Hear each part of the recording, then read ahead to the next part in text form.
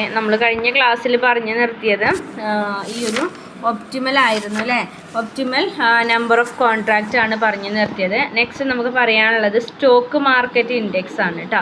Stock market index. അപ്പോൾ ഈ stock market ഇൻഡെക്സിൽ മനസ്സിലാക്കേണ്ട കാര്യം നമ്മൾ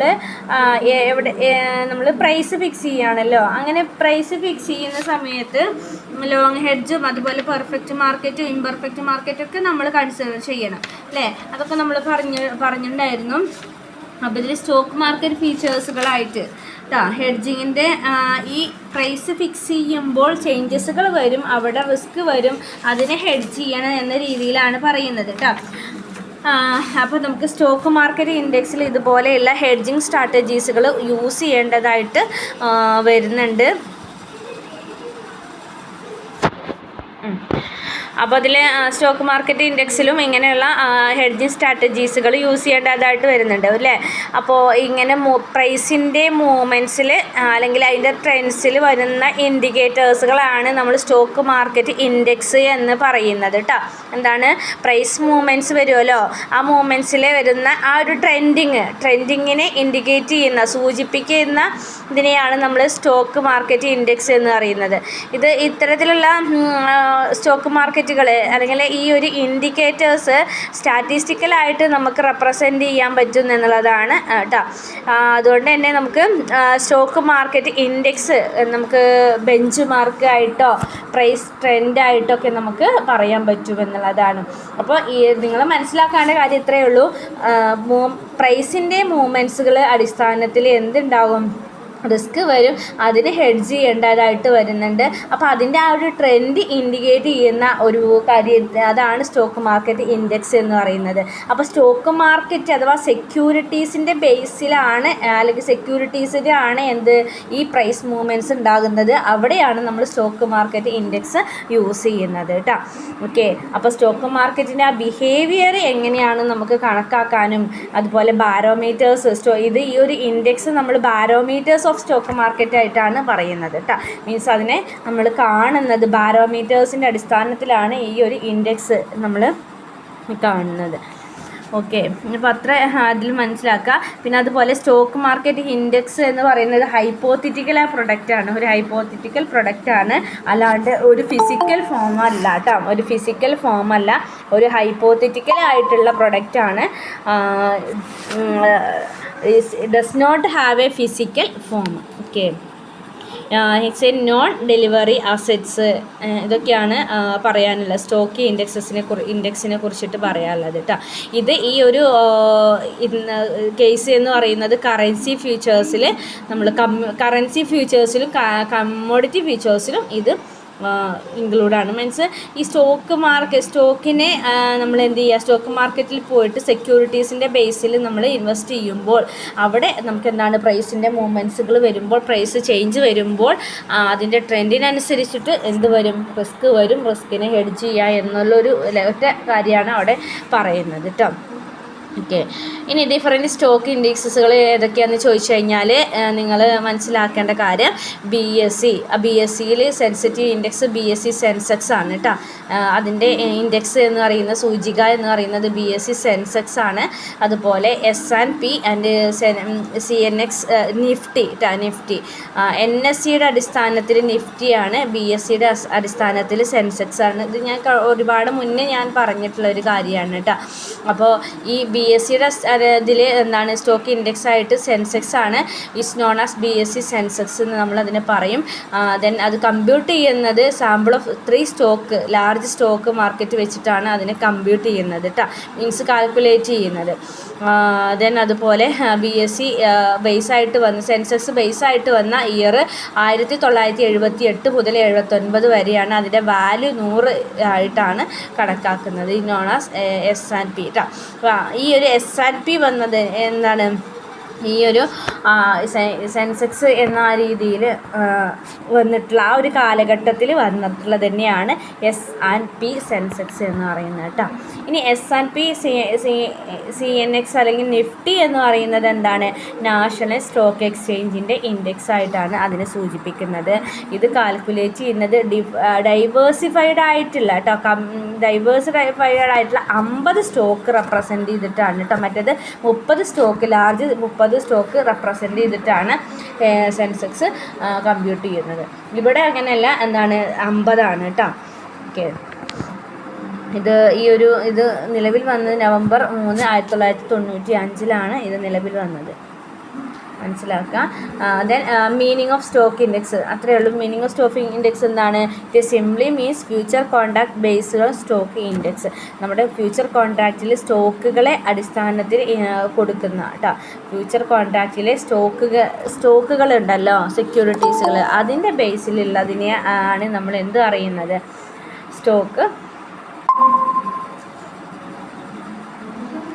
സ്റ്റോക്ക് ഇൻഡെക്സ് ഫ്യൂച്ചർ എന്ന് പറയുന്നത് കേട്ടോ. എന്താണ്? ഫ്യൂച്ചർ കോൺട്രാക്റ്റിൽ സ്റ്റോക്ക് ഇൻഡെക്സിൻ്റെ മുകളിൽ ഉള്ള ഒരു ഇൻഡെക്സ്, അതാണ് അല്ലെങ്കിൽ ഒരു സൂചിക അല്ലേ, അതാണ് സ്റ്റോക്ക് ഇൻഡെക്സ് എന്ന് പറയുന്നത്. It can be defined commitment of a buy or sell a portfolio stock comprising the index at the further date. ഇപ്പോൾ ഫ്യൂച്ചർ മാർക്കറ്റിൽ, ഫ്യൂച്ചർ കോൺട്രാക്റ്റിൽ എന്തൊക്കെയാണോ ഉള്ളത് അതുപോലെ തന്നെയാണ്. പക്ഷേ ഇവിടെ പോർട്ട്ഫോളിയോ, ഒന്നിൽ കൂടുതൽ സ്റ്റോക്കുകൾ നമ്മൾ വാങ്ങുകയും വിൽക്കുകയും ചെയ്യുന്ന ഒരു രീതിക്കാണ് സ്റ്റോക്ക് ഇൻഡെക്സ് എന്ന് പറയുന്നത്. അപ്പോൾ നമ്മൾ പറഞ്ഞു 30 സ്റ്റോക്കുകളോ 50 സെക്യൂരിറ്റീസുകളൊക്കെ വെച്ചിട്ടാണ് ഇതിനെ നമ്മൾ കമ്പ്യൂട്ട് ചെയ്യുന്നത് കേട്ടോ. ഇവിടെ ഇതിൽ ഇൻ ഷോർട്ടിൽ പറയുകയാണെങ്കിൽ contract to buy or sell of face value of the stock index കേട്ടോ. അപ്പോൾ സ്റ്റോക്ക് ഇൻഡെക്സിൻ്റെ ഫേസ് വാല്യൂവിനെ നമ്മൾ എന്താ ചെയ്യുന്നത്? ഈ കോൺട്രാക്റ്റിൽ ബൈ ഓർ സെല്ല് ചെയ്യുന്ന ഒരു കോൺട്രാക്റ്റാണ് സ്റ്റോക്ക് ഇൻഡെക്സ് ഫ്യൂച്ചർ എന്ന് പറയുന്നത് കേട്ടോ. സ്റ്റോക്ക് ഇൻഡെക്സിൻ്റെ വാല്യൂ, ഫേസ് വാല്യൂ ആണ് അവിടെ സെല്ല് ചെയ്യുന്നത് കേട്ടോ.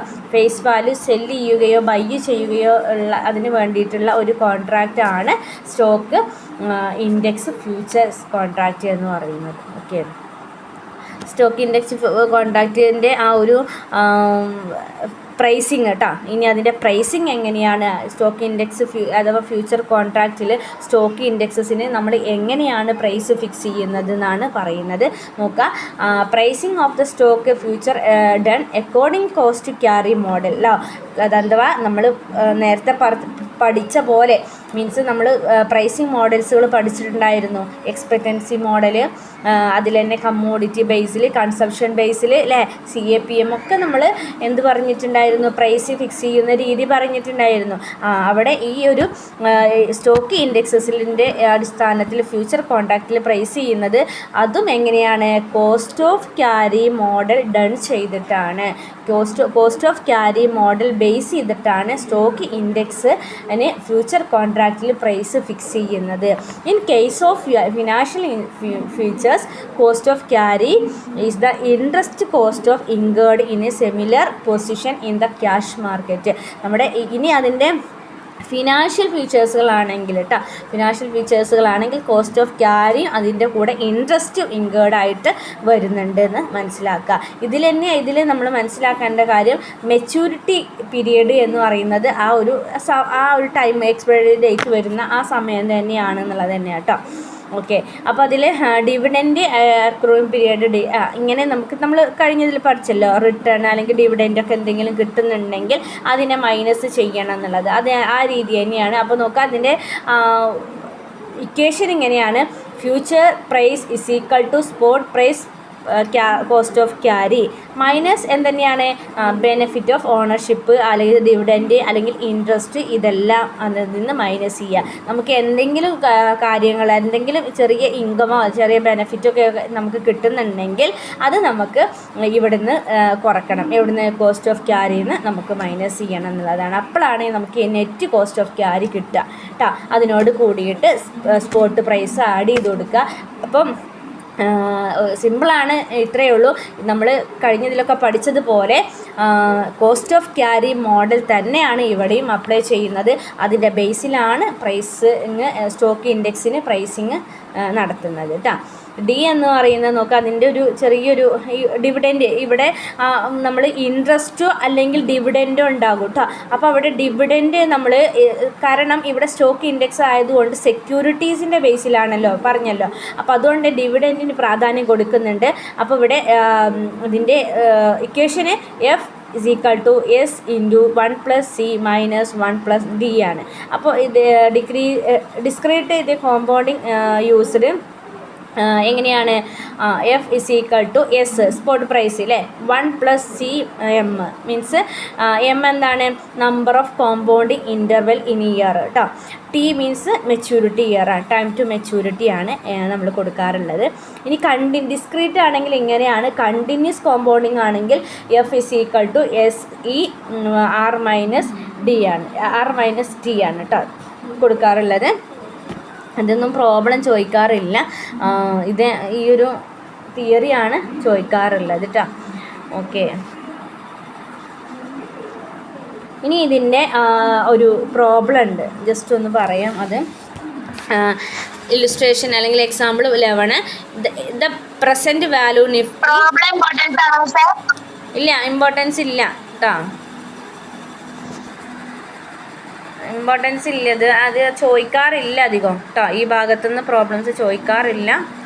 ഇനി വേണമെങ്കിൽ ഞാൻ ഒരു വോയിസ് വിടാം കേട്ടോ. അതിപ്പോൾ നമുക്ക് അതിപ്പോൾ പിന്നെ പറയാം കേട്ടോ, അത് വോയിസ് ആയിട്ട് വിടാം പോരെ.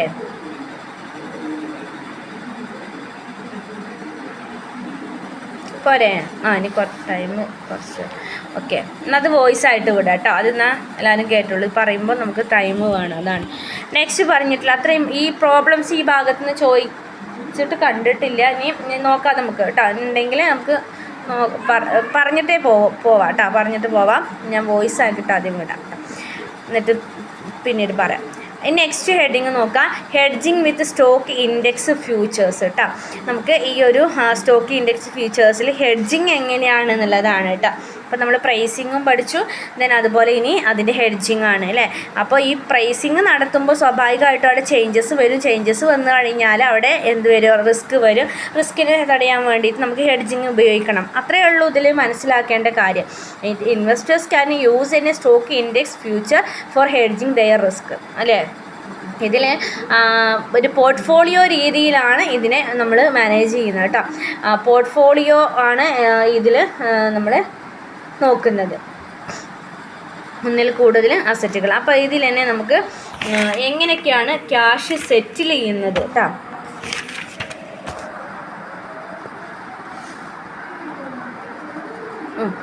ഇതിൽ ഈ ഹെഡ്ജിങ് വിത്ത് ഇൻഡെക്സ് ഫ്യൂച്ചേഴ്സ് എന്ന ഹെഡിങ് അല്ലെങ്കിൽ അതിൻ്റെ ക്വസ്റ്റ്യൻ വന്നു കഴിഞ്ഞാൽ നിങ്ങൾ ഇത്ര എഴുതിയാൽ മതി.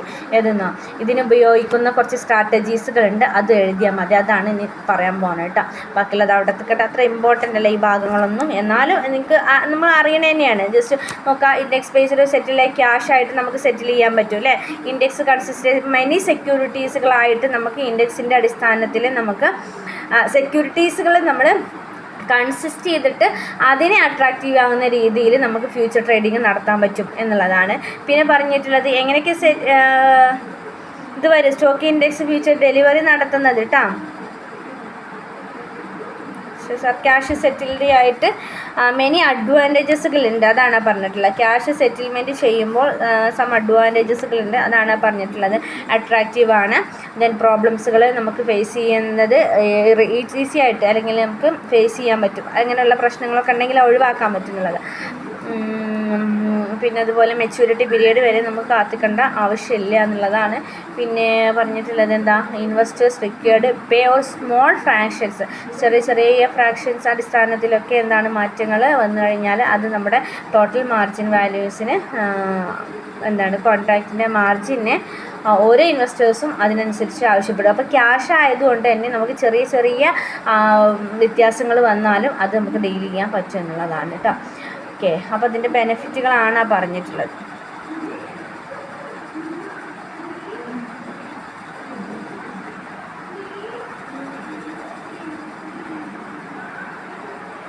Stock indexes trading indexes futures many advantages കേട്ടോ.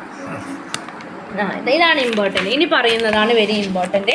നോക്കുക, ഇതിൽ നിങ്ങൾ മനസ്സിലാക്കേണ്ട കാര്യം, നമ്മൾ ഇത്തരത്തിലുള്ള ഇൻഡെക്സുകൾ സ്റ്റോക്ക് ഇൻഡെക്സസിൽ പ്രൈസ് ചേഞ്ചസ് ആകുമ്പോൾ ഹെഡ്ജിങ് വേണമെന്ന് പറഞ്ഞല്ലോ.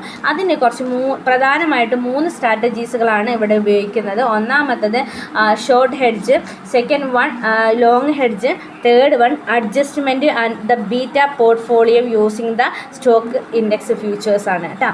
അപ്പോൾ ഒന്നാമത്തത് ഷോർട്ട് ഹെഡ്ജ് ആണ്. ഷോർട്ട് ഹെഡ്ജ് എന്ന് പറഞ്ഞു കഴിഞ്ഞാൽ സ്റ്റോക്ക് മാർക്കറ്റിൽ ഷോർട്ട് പൊസിഷൻസുകൾ വരുമ്പോൾ ഈ ഷോർട്ട് പൊസിഷനെ എന്താണ് നമ്മൾ ചെയ്യുന്നത്? സെല്ല് ചെയ്യുക അല്ലേ. അപ്പോൾ ഈ ഷോർട്ട് പൊസിഷനിൽ അതിനെ ഡീൽ ചെയ്യുമ്പോൾ വരുന്ന റിസ്കിനെ ഹെഡ്ജ് ചെയ്യാൻ വേണ്ടിയിട്ടാണ് ഷോർട്ട് ഹെഡ്ജിങ് ഉപയോഗിക്കുന്നത്.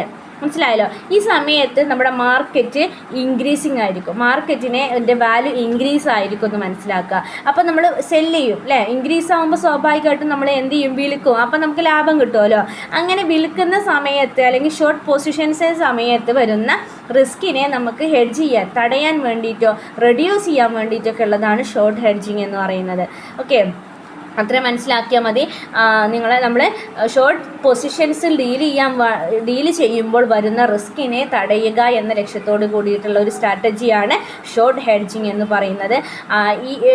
ഈ സിറ്റുവേഷൻസിൽ നമ്മുടെ മാർക്കറ്റിൻ്റെ വാല്യൂ എന്ന് പറയുന്നത് ഇൻക്രീസിങ് ആണെന്ന് മനസ്സിലാക്കുക കേട്ടോ. അപ്പോൾ ഇവിടെ പോർട്ട്ഫോളിയോ ഷെയർസുകളാണെങ്കിൽ ഒരുപാട് ചേഞ്ചസുകൾ വരുന്നുണ്ട്. ആ ചേഞ്ചസുകൾ വരുമ്പോൾ നമുക്ക് ഒരുപാട് ചേഞ്ചസുകൾ വരുന്നുണ്ട്. അപ്പോൾ പക്ഷേ ഇതിൻ്റെ മാർക്കറ്റിങ്ങിൻ്റെ വാല്യൂ ഇൻക്രീസ് ആയതുകൊണ്ട് ഇൻവെസ്റ്റേഴ്സ് എന്താ ചെയ്യുന്നത്? ഈ പോർട്ട്ഫോളിയോ എടുത്തതൊക്കെ നമ്മൾ സെല്ല് ചെയ്യുന്നത്. അങ്ങനെ സെല്ല് ചെയ്യുമ്പോൾ വരുന്ന റിസ്കുകൾ ഉണ്ടാവും. ആ റിസ്കിനെ എന്ത് ചെയ്യാണ്? തടയുക എന്നുള്ള ഒരു കാര്യമാണ് ഇവിടെ ഷോർട്ട് ഹെഡ്ജിങ് ചെയ്യുന്നത് കേട്ടോ. അതാണ് മനസ്സിലാക്കേണ്ടത്. നെക്സ്റ്റ് ലോങ് ഹെഡ്ജ് ആണ്. ലോങ് ഹെഡ്ജ് നേരെ ഓപ്പോസിറ്റ് ആണ് അല്ലേ. ലോങ് പൊസിഷനിൽ അഥവാ ബൈ ചെയ്യുമ്പോൾ, അഥവാ നമ്മൾ ഇത് മാർക്കറ്റിൻ്റെ വാല്യൂ ഡിക്രീസ് ആവുമ്പോൾ നമ്മൾ സ്വാഭാവികമായിട്ടും അതിലുള്ള സെക്യൂരിറ്റീസുകൾ നമ്മൾ വാങ്ങിക്കും അല്ലേ. വില കുറയുമ്പോൾ വാങ്ങുമല്ലോ.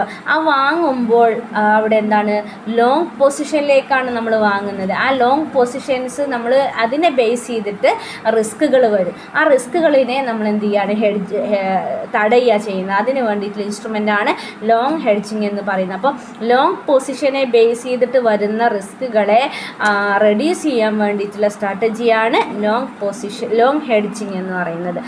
ഈ സമയത്ത് നമ്മുടെ മാർക്കറ്റിൻ്റെ വാല്യൂ എന്ന് പറയുന്നത് ഡിക്രീസ് ആണ്, താഴ്ന്ന് വരുന്ന ഒരവസ്ഥയാണ് ഉണ്ടാകുക. ആ സമയത്ത് എല്ലാവരും ബൈ ചെയ്യും കേട്ടോ. ബൈ ചെയ്യുക. അപ്പോൾ അത് മനസ്സിലാക്കിയാൽ മതി. ആ ഒരു കാര്യം മനസ്സിലാക്കിയിട്ട് എഴുതാം. നെക്സ്റ്റ് പറഞ്ഞിട്ടുള്ളത് adjusting the beta of a portfolio using stock index ആണ്. നമ്മുടെ അഡ്ജസ്റ്റ് ചെയ്യുക. അപ്പോൾ സെൽ ദ ഫ്യൂച്ചർ റെഡ്യൂസ് ബീറ്റയ്ക്ക് അനുസരിച്ചിട്ടോ. Beta means a systematical risk ആണ് അല്ലേ. സിസ്റ്റമാറ്റിക് റിസ്ക് ആണ്. അതിൻ്റെ ബേസിൽ കേട്ടോ, ബീറ്റയുടെ അടിസ്ഥാനത്തിൽ ഫ്യൂച്ചർ കോൺട്രാക്റ്റുകൾ നമ്മൾ വാങ്ങുകയും വിൽക്കുകയും ചെയ്യുന്ന ഒരു രീതിയാണ് അഡ്ജസ്റ്റ്മെൻറ്റ് ബീറ്റ പോർട്ട്ഫോളിയോ എന്ന് പറയുന്നത്. നോക്കുക, 2 കണ്ടീഷൻസ് അവിടെ പറഞ്ഞിട്ടുണ്ട്. Sell future to reduce beta reduce ആകുമ്പോൾ നമ്മൾ എന്ത് ചെയ്യുക? സെല്ല് ചെയ്യുക. ബീറ്റ ഇൻക്രീസ് ആകുമ്പോൾ നമ്മൾ ബൈ ചെയ്യുക. അപ്പോൾ സിസ്റ്റമാറ്റിക് റിസ്കുകളാണ് അവിടെ ഇക്വേഷൻസ് പറഞ്ഞിട്ടുണ്ട്. Value of the future to be sold means sale അല്ലേ. സെയിൽ ചെയ്യുമ്പോൾ നമ്മൾ എന്ത് ചെയ്യുക? ആഡ് ചെയ്ത് കൊടുക്കുക. ബൈ ചെയ്യുമ്പോൾ മൈനസ് ചെയ്ത് കൊടുക്കുക എന്നുള്ളത്. അപ്പോൾ ബീറ്റ അല്ലെങ്കിൽ P into Bn beta beta number of ബീറ്റയാണ് is equal to P into PB minus F into X.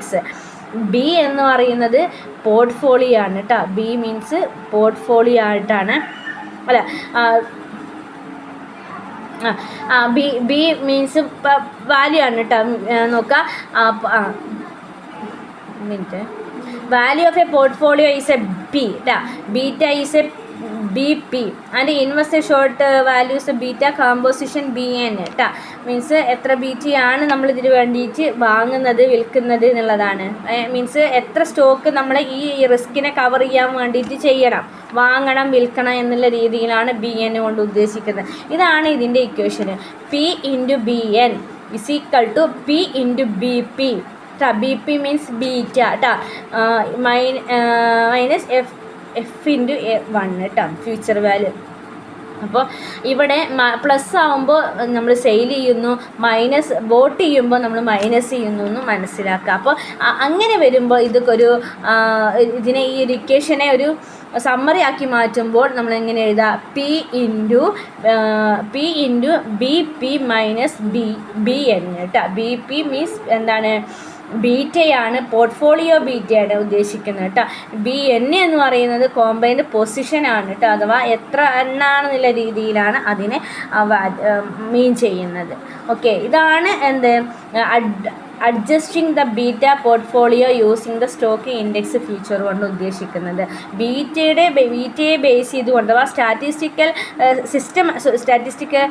സ്റ്റാറ്റിസ്റ്റിക്കലായിട്ടാണ് നമ്മൾ ബീറ്റയെ കണക്കാക്കുന്നത്. അതിൽ തന്നെ സിസ്റ്റമാറ്റിക് ആയിട്ടുള്ള റിസ്കുകളെ നമ്മൾ എങ്ങനെ തടയാം, അല്ലെങ്കിൽ അത് എത്രത്തോളം ഉണ്ട് എന്ന് നമ്മൾ അതിൻ്റെ ബേസിൽ നമ്മൾ എന്ത് ചെയ്യാണ്, ഫ്യൂച്ചർ കോൺട്രാക്റ്റുകൾ വാങ്ങുകയും വിൽക്കുകയും ചെയ്യുന്നു എന്ന ഒരു കോൺസെപ്റ്റാണ് adjusting the beta portfolio using the stock index കൊണ്ട് ഉദ്ദേശിക്കുന്നത് കേട്ടോ. ഓക്കെ, നെക്സ്റ്റ് പറഞ്ഞിട്ടുള്ളത് ഓപ്പൺ ഇൻട്രസ്റ്റ് ആണ് കേട്ടോ. ഓപ്പൺ ഇൻട്രസ്റ്റ് എന്ന് പറഞ്ഞാൽ നമ്മൾ എന്താണ്, സെറ്റിൽമെൻറ്റ് ചെയ്യാത്ത കോൺട്രാക്റ്റുകളെയാണ് ഓപ്പൺ ഇൻട്രസ്റ്റ് എന്ന് പറയുന്നത്. ഇപ്പോൾ ഔട്ട്സ്റ്റാൻഡിങ് കോൺട്രാക്റ്റുകൾ ഇപ്പോൾ 3 മാസം കഴിഞ്ഞിട്ട് ഒരു സെറ്റിൽമെൻറ്റ് നടത്തിയിട്ടില്ലെങ്കിൽ അവിടെ ആ കോൺട്രാക്റ്റിന് അല്ലേ, ഒരു വാല്യൂ ഇല്ല. അപ്പോൾ ഈ വാലിഡ് ഡേറ്റ് ഒക്കെ കഴിഞ്ഞിട്ട് നമ്മളുള്ള കോൺട്രാക്റ്റുകളെയാണ് എന്ത് പറയുന്നത്, ഓഫ് സെറ്റ് കോൺട്രാക്റ്റ് എന്ന് പറയുന്നത് കേട്ടോ. ഓഫ് സെറ്റ് കോൺട്രാക്റ്റ് എന്ന് പറയുന്നത് അത് ശ്രദ്ധിക്കുക. ഓപ്പൺ ഇൻട്രസ്റ്റ് എന്ന് പറഞ്ഞാൽ it refers to total number of future and option contract outstanding at the closing previous day trading. നമ്മൾ എന്താണ് ക്ലോസ് ചെയ്യുന്ന സമയത്ത് ഇത് ഒരു സെറ്റിൽമെൻറ്റും ചെയ്യാത്ത കോൺട്രാക്റ്റുകളാണ് കേട്ടോ. Total number of future and option കേട്ടോ. ഓപ്ഷനും ഫ്യൂച്ചറും ഇതിൽ ഇൻക്ലൂഡാണ്. Not closed in a particular day, ആ ഒരു കറക്റ്റ് ഡേറ്റിൽ ആ ഒരു പർട്ടിക്കുലർ ഡേയിൽ ചെയ്യില്ല എന്നുള്ളതാണ്. സോ അങ്ങനെ ചെയ്യാത്ത എന്താണ് കോൺട്രാക്റ്റുകളാണ്. വാങ്ങാഞ്ഞിട്ടും വിൽക്കാഞ്ഞിട്ടും എന്താണ് അവിടെ ഒരു സെറ്റിൽമെൻറ്റ് നടത്തുന്നില്ല കേട്ടോ. ഒരു സെറ്റിൽമെൻറ്റ് വാങ്ങുകയോ വിൽക്കുകയോ ഒന്നും ചെയ്യുന്നില്ല, ഒരു പർട്ടിക്കുലർ പീരീഡ് കഴിഞ്ഞാലും ഒന്നും ചെയ്യാത്ത കോൺട്രാക്റ്റുകളാണ്. സെറ്റിൽ ചെയ്യാൻ പറ്റാത്ത കോൺട്രാക്റ്റുകളെയാണ് നമ്മൾ ഓപ്പൺ ഇൻട്രസ്റ്റ് കോൺട്രാക്റ്റ് എന്ന് പറയുന്നത്. ഓക്കെ അല്ലേ? ഇനി ഓപ്പൺ ഇൻട്രസ്റ്റ് കോൺട്രാക്റ്റ് നമ്മൾ എങ്ങനെയാണ് കാൽക്കുലേറ്റ് ചെയ്യുന്നത് എന്നാണ് പറയുന്നത്. When a two contract conclude the first time in a particular future contract, open interest will increase the number of contract enter into these traders. നമ്മൾ ഫസ്റ്റ് ടൈം ആയിട്ട് ഈ future കോൺട്രാക്റ്റിൽ നമ്മൾ കോൺട്രാക്റ്റിൽ ഏർപ്പെടുമ്പോഴേ അവിടെ രണ്ടാളുകൾ ഉണ്ടാവുമല്ലോ, അവിടെ ഈ ഓപ്പൺ ഇൻട്രസ്റ്റ് എന്ന് പറയുന്നത് വിൽ ഇൻക്രീസ് ആണ് കേട്ടോ. കൂടുതലായിട്ട് ഫസ്റ്റ് ടൈം ആകുമ്പോഴേ ഓപ്പൺ ഇൻട്രസ്റ്റ് എന്ന് പറയുന്നത് തുടക്കത്തിൽ ഇൻട്രസ്റ്റ് വളരെ കൂടുതലായിരിക്കും എന്നുള്ളത്. അപ്പം നമ്മൾ ഈ ട്രേഡേഴ്സിൻ്റെ അവർ എത്ര നമ്പർ ഓഫ് കോൺട്രാക്റ്റ് ആണോ ഇൻക്ലൂഡ് ആയിട്ടുള്ളത് അതിൻ്റെ ബേസിലാണ് നോക്കുക കേട്ടോ. മീൻസ് 2 ട്രേഡേഴ്സുകൾ ഇതിലുണ്ടാകും. അപ്പോൾ ഈ ട്രേഡേഴ്സുകൾ നമ്മൾ എന്ത് ചെയ്യുക, പർട്ടിക്കുലർ ഫ്യൂച്ചർ കോൺട്രാക്റ്റിൻ്റെ ബേസിൽ നമ്മൾ ചെയ്യുക, അതാണ് അവിടെ ഉദ്ദേശിക്കുന്നത്. അഥവാ 2 കോൺട്രാക്റ്റ് ട്രേഡേഴ്സുകൾ മനസ്സിലാവുണ്ടോ, 2 ട്രേഡേഴ്സുകൾ ഉണ്ടാവും. ഈ ട്രേഡേഴ്സുകളെ നമ്മൾ എന്ത് ചെയ്യുക, ഓപ്പൺ ഇൻട്രസ്റ്റ് അത് ഫസ്റ്റ് ടൈമിലാവുമ്പോൾ അതിൻ്റെ ഇൻട്രസ്റ്റ് റേറ്റ് കൂടുതലായിട്ടാണ് കാണുന്നത് കേട്ടോ. അത് ഈ ഒരു കോൺട്രാക്റ്റ് ബേസിൽ അങ്ങനെയാണ് ഇതിനെ കാൽക്കുലേറ്റ് ചെയ്യുന്നത്, ഒന്നാമത്തെ കാര്യം. രണ്ടാമത്തെ പറഞ്ഞിട്ടുള്ളത് ഈ ക്ലോസിങ് പൊസിഷൻസും അതുപോലെ ഓപ്പണിംഗ് പൊസിഷൻസും ഉണ്ടായില്ല. ഈ ക്ലോസിങ് പൊസിഷൻസിൻ്റെ എമൗണ്ടും ഓപ്പണിംഗ് പൊസിഷനിൽ വരുന്ന എമൗണ്ടിൻ്റെയും ആ ഒരു ഡിഫറൻസ് നോക്കിയിട്ട് നമുക്ക് ഓപ്പൺ ഇൻട്രസ്റ്റ് നമുക്ക് കാൽക്കുലേറ്റ് ചെയ്യാം. അപ്പോൾ ഒരു ഫസ്റ്റിൽ നമ്മൾ പറഞ്ഞത് എന്താണ്, ഒരു ന്യൂ ട്രേഡർ ആണെങ്കിൽ അവിടെ ഓപ്പൺ ഇൻട്രസ്റ്റ് കൂടുമെന്ന് മനസ്സിലാക്കുക, സിമ്പിളായിട്ട് മനസ്സിലാക്കുക കേട്ടോ. രണ്ടാമത്തെ പറഞ്ഞത് ക്ലോസിങ് പൊസിഷനും ഉണ്ട് ഓപ്പണിംഗ് പൊസിഷനും ഉണ്ട്, ഇതിൻ്റെ രണ്ടിൻ്റെയും ഒരു ഡിഫറൻസ് കേട്ടോ. അതാണ് 2. അങ്ങനെയും നമുക്ക് എന്ത് ചെയ്യാൻ പറ്റും, ഓപ്പൺ ഇൻട്രസ്റ്റ് കാൽക്കുലേറ്റ് ചെയ്യാൻ പറ്റും. മൂന്നാമത്തെ പറഞ്ഞിട്ടത് ക്ലോസിങ് പൊസിഷൻസിൽ ഇപ്പോൾ നമ്മൾ ഫസ്റ്റ് ഓപ്പണിംഗ് പൊസിഷനിൽ പറഞ്ഞല്ലോ. ഇനി ഇവിടെ പറഞ്ഞിട്ടുള്ളത് ക്ലോസിംഗ് പൊസിഷനിൽ എന്താണ് ഓപ്പൺ ഇൻട്രസ്റ്റ് എന്ന് പറയുന്നത് ചില സമയത്ത് എല്ലായ്പ്പോഴും അല്ല പറയുന്നത്, ചില സമയത്ത് ഇത് ഡിക്രീസ് ചെയ്യാനുള്ള ചാൻസ് ഉണ്ട്. അതിൻ്റെ ബേസിലും ചെയ്യാമെന്നുള്ളതാണ് കേട്ടോ. അങ്ങനെയാണ് അവിടെ പറഞ്ഞിട്ടുള്ളത്. ഇതാണ് എന്ത് ഓപ്പൺ ഇൻട്രസ്റ്റ്. അപ്പോൾ ഓപ്പൺ ഇൻട്രസ്റ്റ് പറഞ്ഞാൽ സെറ്റിൽ ചെയ്യാൻ പറ്റാത്ത കോൺട്രാക്റ്റുകളെയാണ് ഓപ്പൺ ഇൻട്രസ്റ്റ് എന്ന് പറയുന്നത്, ഔട്ട്സ്റ്റാൻഡിങ് കോൺട്രാക്റ്റുകൾ കേട്ടോ. ഓക്കെ, അതാണ് ഇനി അതിൻ്റെ 3 കാൽക്കുലേഷൻസും ആണ് അതിൽ പറഞ്ഞിട്ടുള്ളത്. നെക്സ്റ്റ് പറഞ്ഞിട്ട് ഇനി ഇതിൻ്റെ ഒരു ഇല്ലുസ്ട്രേഷൻ എക്സാമ്പിൾ ഞാനൊന്ന് പറയാം കേട്ടോ. അത് ഞാൻ വോയിസ് ആക്കിയിട്ട് വിടാം, അതിന് അത്ര പ്രാധാന്യം കൊടുത്താൽ മതി. എന്നാലും ജസ്റ്റ് ഒന്ന് പറയാം കേട്ടോ, ഒന്ന് വോയിസ് ആക്കിയിട്ട് ഞാൻ വിട്ടോളൂ. നെക്സ്റ്റ് പറഞ്ഞിട്ടുള്ളത് സെറ്റിൽമെൻറ്റ് ഓഫ് ഫ്യൂച്ചറാണ്. ഏതൊക്കെ രീതിയിലാണ് നമ്മൾ ഫ്യൂച്ചർ കോൺട്രാക്റ്റിൽ ഏതൊക്കെ രീതിയിലാണ് നമ്മൾ സെറ്റിൽമെൻറ്റ് ചെയ്യാറുള്ളതെന്ന്. അതിൽ ഒന്നാമത്തത് ഫിസിക്കൽ ഡെലിവറി ആയിട്ട് കൊടുക്കുന്നുണ്ട്, ക്യാഷ് ഡെലിവറി ആയിട്ട് കൊടുക്കുന്നുണ്ട്, പിന്നെ അതേപോലെ ഓഫ്സെറ്റിംഗ് പൊസിഷൻസ് കൊടുക്കുന്നുണ്ട് കേട്ടോ. 3 രീതിയിലാണ്, 4 ഉണ്ട് ശരിക്കും, എക്സ്ചേഞ്ചും ഉണ്ട്, പക്ഷേ നമ്മുടെ ടെക്സ്റ്റിൽ അത് പറയുന്നില്ല കേട്ടോ. അപ്പോൾ physical delivery, cash settlement and offset settlement കേട്ടോ. ഓഫ്സെറ്റിംഗ് പൊസിഷന് ഫിസിക്കൽ ഡെലിവറി പറഞ്ഞാൽ നമ്മൾ ഫ്യൂച്ചർ കോൺട്രാക്റ്റിൽ അണ്ടർലൈൻ അസറ്റ്സുകൾ കമ്മോഡിറ്റി ബേസിൽ നമ്മൾ എന്ത് ചെയ്യാണ്, ബയ്യറേയും സെല്ലറേയും നമ്മൾ അവർ തമ്മിൽ എക്സ്ചേഞ്ച് ചെയ്യാണ്, കമ്മോഡിറ്റി മാത്രം. അപ്പോൾ ഷുഗർ ആണെങ്കിൽ ഷുഗർ അങ്ങോട്ട് ഇങ്ങോട്ടും, ഷുഗറിൻ്റെ ബേസിലുള്ള കോൺട്രാക്റ്റ് ആണെങ്കിൽ ആ ഷുഗർ എന്ന് പറഞ്ഞാൽ ആ ഫിസിക്കലായിട്ട് വരുന്ന ആ ഒരു കമ്മോഡിറ്റി ഉണ്ടല്ലോ, ഷുഗറോ വീറ്റോ അങ്ങനെ എന്താ വെച്ചാൽ അത് തന്നെ സെയിം സാധനം വെച്ചിട്ട് എക്സ്ചേഞ്ച് ചെയ്യുക. അതാണ് ഫിസിക്കൽ ഡെലിവറി ആയിട്ട് ചെയ്യുക എന്നുള്ളതാണ്. അണ്ടർലൈൻ അസറ്റ് കമ്മോഡിറ്റി ആയിട്ട് കോൺട്രാക്റ്റിൽ പറഞ്ഞത് എന്താണോ അത് നമ്മൾ എക്സ്ചേഞ്ച് ചെയ്യുക എന്നുള്ളതാണ്. ഇനി ക്യാഷ് സെറ്റിൽമെൻറ്റ് പറഞ്ഞാലോ, ക്യാഷ് സെറ്റിൽമെൻറ്റ് പറഞ്ഞാൽ നമ്മുടെ ക്യാഷായിട്ട് ഈ കമ്മോഡിറ്റിക്ക് പകരം എന്താണ് ക്യാഷായിട്ട് എക്സ്ചേഞ്ച് ചെയ്യുക കേട്ടോ. അതാണ് ക്യാഷ് സെറ്റിൽമെൻറ്റ് പറയുക. കനോട്ട് ബി ഡെലിവേർഡ് ഫിസിക്കലി അല്ല. അപ്പോൾ ഷുഗറിൻ്റെ കോൺട്രാക്റ്റ് ആണെങ്കിലും ഫ്യൂച്ചർ കോൺട്രാക്റ്റ് ആണെങ്കിലും ആ ഷുഗറിനെ ആനുപാതികമായിട്ട് എന്ത് ചെയ്യാം, അതിൻ്റെ പ്രൈസ് കൊടുക്കുക എന്നുള്ളതാണ്. ക്യാഷായിട്ട് അതിന് പേയ്മെൻറ്റ് നടത്തുക. ക്യാഷ് പേയ്മെൻറ്റ് ആയിട്ട് കൊടുത്തിട്ട് സെറ്റിൽ ചെയ്യുക എന്നുള്ളതാണ് ക്യാഷ് സെറ്റിൽമെൻറ്റ് കൊണ്ട് ഉദ്ദേശിക്കുന്നത്. ഇനി ഓഫ്സെറ്റ് സെറ്റിൽമെൻറ്റ് പറഞ്ഞാൽ ക്യാരി ഫോർവേഡാണ് കേട്ടോ. ഓഫ്സെറ്റിംഗ് പൊസിഷൻ എന്ന് പറഞ്ഞാൽ ക്യാരി ഫോർവേഡ് ആയിട്ട് ട്രാൻസാക്ഷൻസുകൾ സെറ്റിൽ ചെയ്യുന്നതാണ്.